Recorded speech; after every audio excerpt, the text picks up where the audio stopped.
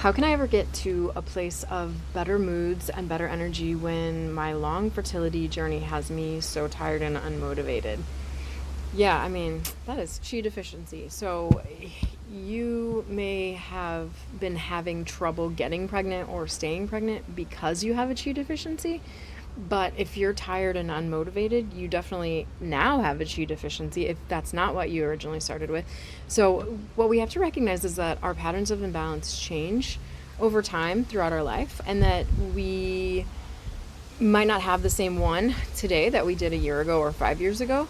And that's why it's so important to, when we talk about your cycle and your signs and symptoms, to talk about how it's been like the last 3 months versus like how it was 5 years ago, because that's way less informative. It's not irrelevant because a lot of us do tend towards certain patterns of imbalance for our whole life. It's like your genetic predisposition in Eastern medicine terms. So you might like always have had some signs of liver qi stagnation, like you always had period cramps and you always had irritability before your period, but you didn't have the full-blown progression of it, right? So now it's much more important to see what you have going on this year, this month, this week. And that's where tongue diagnosis really comes in handy too, is because it will show us what's going on like right now, like this week. It will also show us chronic things too, like cracks or something that takes a long time to develop in the tongue versus just like how thick is your coating today. That can change in just a couple days. But the tongue is always going to be a very recent report. And your last monthly cycle, if you have one that you can identify, that's also going to be like the richest form of information for us in figuring it out. But if fatigue is something that's usually there for you, if lack of motivation or drive or willpower is something that's prevalent for you, these are huge signs that kidney qi deficiency. That's qi deficiency for sure, but then we can specify whether it's spleen qi or kidney qi. And kidney qi is the energy of reproduction, the energy of your own life force and your ability to create life. So kidney qi, kidney energy is so important and so vital that we will see signs and symptoms of it from head to toe, inside and out of you, if this is something that is going on. So we might suspect this right away with you if you've been able to get pregnant, but you're having miscarriages. If you've had multiple losses, this is where we would think, let's look for kidney qi deficiency and see if that seems to be the main pattern of imbalance going on. But we can start head to toe. Okay, so while kidney qi is something that should always be up, the qi in general is what holds things up and in our body. So if things are coming out, that's the sign that we don't have enough qi.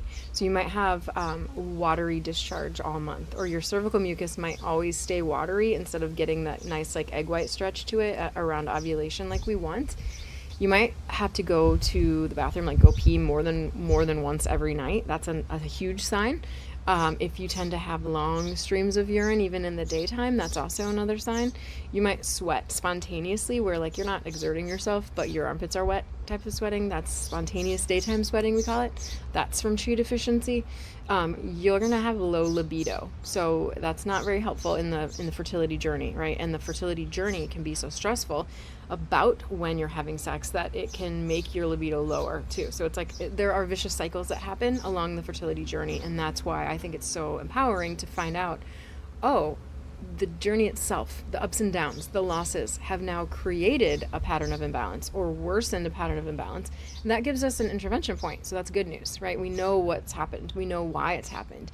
And so we get to intervene there with so much leverage now because it is so clear.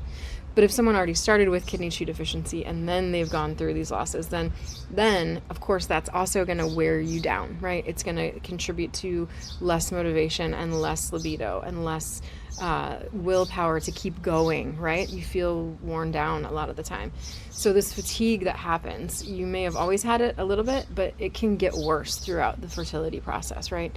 So to look for kidney qi deficiency in other places of your body besides that, you will tend to be cold. So you'll tend to have a cold lower body. You might some people describe it as like an empty feeling in their head. Other people describe it as like the inability to focus on something or think clearly. You'll generally have a lower back pain, but like in a sore or weak way, not like a sharp, stabbing, intense way. Most of the time it's like a weak, achy lower back pain. And then knees as well. The knees, it tends to manifest more as like a weakness, but can also just be a soreness or just repeated giving out of the knees for no particular trauma reason. And then bones, hair, and teeth. Those are all governed by the kidney energy. So if you have a lot of dental problems or a lot of like weak teeth issues, this could be a kidney Qi deficiency that is more constitutional for you, or more of a long-term chronic thing for you. Your hair might go gray prematurely. If we identify that you have a kidney Qi deficiency or any Qi deficiency that's causing this fatigue and this lack of motivation, and again, I think this one is more kidney Qi than spleen Qi, because she didn't write about her like bloating and her stomach issues. She specifically said unmotivated, right? And motivation and willpower are very specifically ruled by the kidney, which also governs reproduction. So this is all very, very interrelated. And so the way that we go about this is teaching you how to naturally increase your kidney Qi, right? So interestingly, this is actually stage 5, the last stage of the program. So there are 4 things that we really want to do first before we dive into just trying to boost or raise your kidney Qi. And we do that intentionally because we always work with the body in the order that it needs to go. So it needs to start with our external systems that interface with the external world, and then it needs to work deeper in that order through our organ systems. And our kidney is the last one because it's the deepest part of you. Your kidneys, again, rule your vital energy. They store your genetics. We call it prenatal Qi that you got from your parents that will determine and predispose you to certain medical conditions or dispositions with your personality, everything.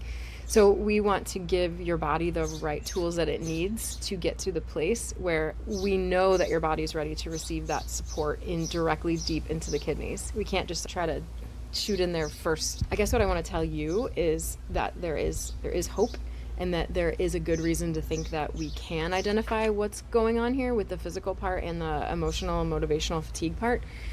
We can get to the bottom of that, and that is something that we do recognize as a whole symptom set, and we do recognize as a pattern of imbalance that can be worked on to be resolved, and thus all of those other signs and symptoms of that imbalance can dissipate for you, and we can expect improvement.